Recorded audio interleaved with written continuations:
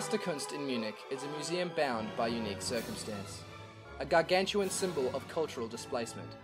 It was the first significant propaganda building of the Third Reich and a keystone of the Nazi campaign that exercised destruction as a means of cultural preservation. Planned as a replacement for the destroyed Glass Palace, which served as an exhibition space for annual German art exhibits, the House of German Art helped to facilitate Hitler's cultural war. Nazi architecture was typically entrenched in ideological references, often appealing to monumentality, which served to dwarf and overwhelm its audience. Haus der Kunst was no exception. The purist and exclusionary ideology which bore the Haus der Kunst is ever present through its expressed form. Appealing to a neoclassical style, the building represented the Nazi penchant for historic precedents, referenced through use of massive columns and masonry. Hitler personally determined the German limestone used for the facade, believing stone to express preeminence, power, and tradition. The building served not only as a symbol of architectural patriotism, but expressed the artistic creativity of the new government. The values applied to the architecture can also be read in the artistic works promoted by the National Socialist Party.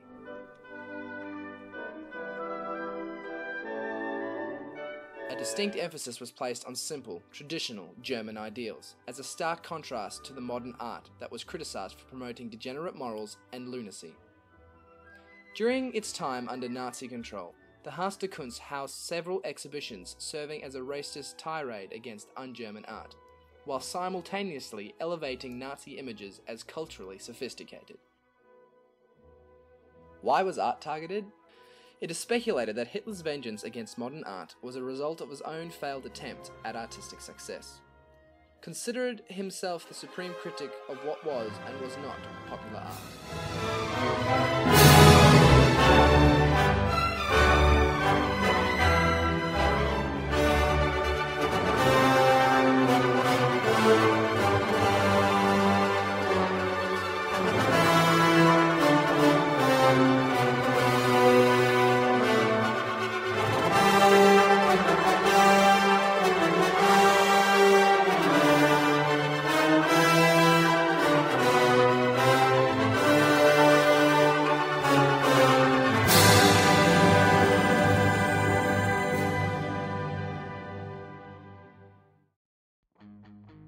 After the collapse of the Nazis and the subsequent change of hands of the Haus der Kunst, attempts were made to denazify the building by obscuring its most offensive features.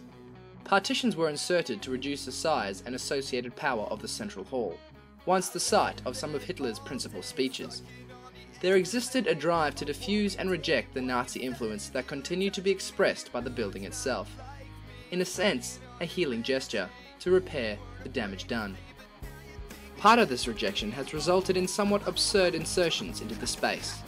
Still operating as an art museum, the moniker German was dropped from the name, opening the space up to diversity and free expression. The nightclub P1 was established in its basement. A recent installation adorned the facade in giant inflatable geraniums.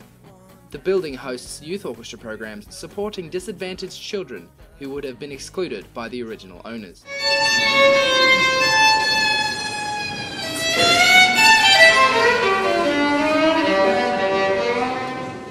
Surfers from the Eisbach River can be found walking the halls in soaking wetsuits, a bizarre contrast to the building's controlling history.